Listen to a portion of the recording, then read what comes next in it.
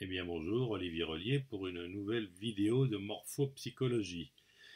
Alors pour aujourd'hui, je me suis intéressé à des aspects un peu techniques sur les mesures du visage et j'ai donc choisi cette journaliste pour étudier son visage qui semblait intéressant dans son interview dont je vous donnerai un interview fort intéressant dont je vous donnerai le lien en description. Alors, ce qui m'a intéressé, c'est un petit peu de voir un peu quels sont quels liens entre la vision euh, et l'impression extérieure sans mesure et qu'est-ce que nous disent les mesures après. Alors, on va déjà voir la largeur du visage.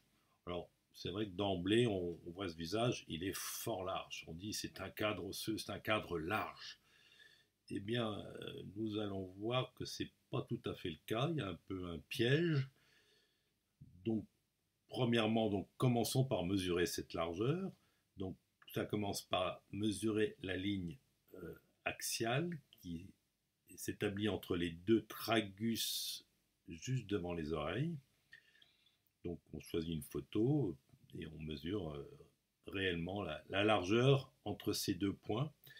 Et bon, dans mon cas, avec la grandeur de l'agrandissement, j'ai 154 pixels. Voilà. Donc après, ben, on va donc mesurer la largeur du visage. Cette largeur, comme vous pouvez peut-être le savoir, elle s'établit en mesurant la hauteur du visage moyen.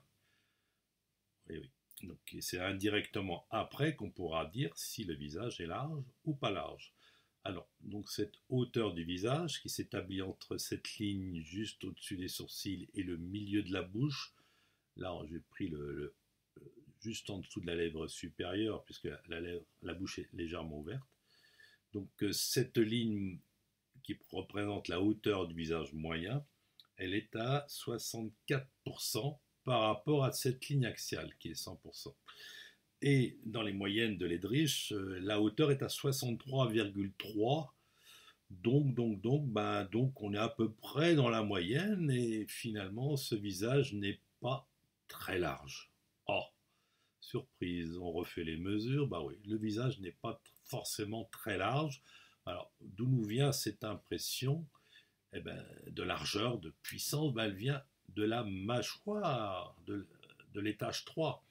Et celui-là, par contre, il est très très large et je l'ai donc mesuré. Ça se mesure par une ligne qui passe de part et d'autre de, de la mâchoire en passant par le milieu de la bouche. Donc cette distance-là représente 91% pour une moyenne de 85. On s'en doutait, mais enfin, c'est encore bien mieux quand on le mesure. Et donc la mâchoire est large, très puissante. Et donc ça donne de la puissance au niveau réalisateur pour cette journaliste. Ça donne de la stabilité, même un petit peu exagérée, une espèce de côté terre à terre et matériel très, très puissant. C'est une terrienne dans un certain sens. Donc, donc c'est plutôt cette mâchoire large qui nous fait penser que le visage et le cadre du visage est large, et donc ça fausse un peu l'impression de départ. Alors, si on inclut cette mâchoire large dans le cadre du visage, oui, bien sûr, le cadre du visage est large, mais si on s'en tient à la théorie initiale, cette hauteur étant à peu près moyenne, bon, bah, le cadre du visage est plutôt moyen. Bon, oh, surprise. Alors, bah, continuons donc. Alors, j'ai ma petite idée, donc je continue avec la hauteur totale du visage, qui peut donner aussi une espèce d'impression sur la largeur, tout comme on l'a fait sur la deuxième partie. Alors, cette hauteur totale, elle est à peu près à 197 pixels. J'enlève 11, 12 pixels parce qu'il y a une ouverture de bouche, bien sûr. Et donc ça représente 128% au lieu de 133. Donc là, du coup, oui, c'est vrai, le haut du visage est plus court, donc il y a de la largeur quelque part, bien sûr. Bon, Donc ça va quand même plutôt dans le sens du cadre large, mais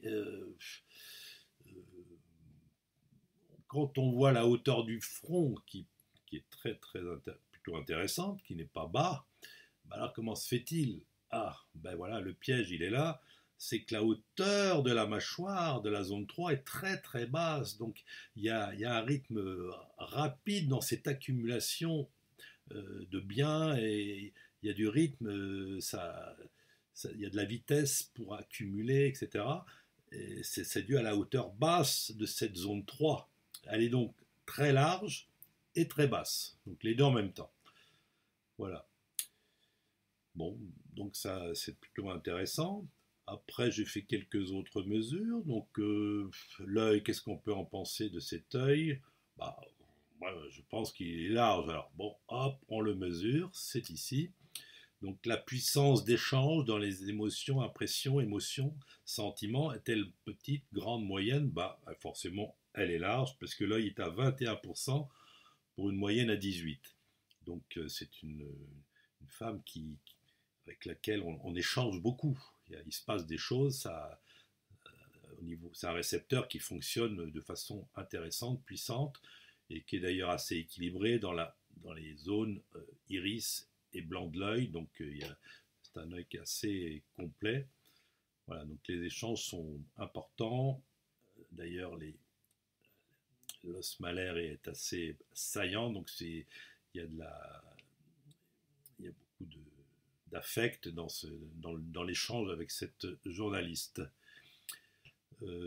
Deuxièmement, je me suis amusé aussi à mesurer la bouche. Bon, comment est cette bouche? Oh, bah, bien sûr, on va dire, comme la mâchoire est large, évidemment, c'est un peu un piège, la bouche peut sembler large. Oui, quand même, elle peut sembler étroite, mais la réalité, c'est que la bouche est plutôt étroite, hein. On la mesure à 33% pour une moyenne de 36,5%. Donc, c'est une femme qui est qui n'est pas sociable dans le sens qui est un peu solitaire, qui aime bien partager, qui aime bien échanger les émotions, qui a beaucoup d'affect et d'échanges, mais c'est quand même d'une certaine côté une femme solitaire qui peut être très autonome et qui ne se mélange pas, qui peut avoir une autonomie dans son fonctionnement et qui forcément ne va pas forcément se coller à la,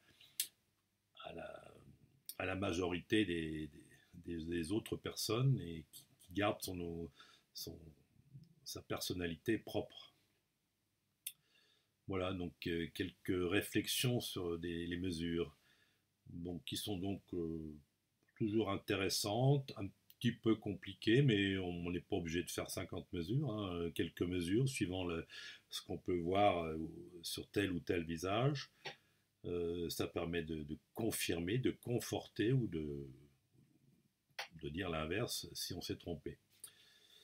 Voilà, voilà. Donc, je vous laisse réfléchir à tout ça. Il y a le PDF des mesures du visage, c'est sur le site internet. Vous avez le lien aussi en dessous. Et bon, alors bien sûr, qui fait ces mesures? C'est Ledrich, hein, le fameux Ledrich, avec lequel je m'inspire beaucoup, qui est un de mes 3 ou 4 auteurs favoris. Enfin, il a fait quand même un travail absolument incroyable.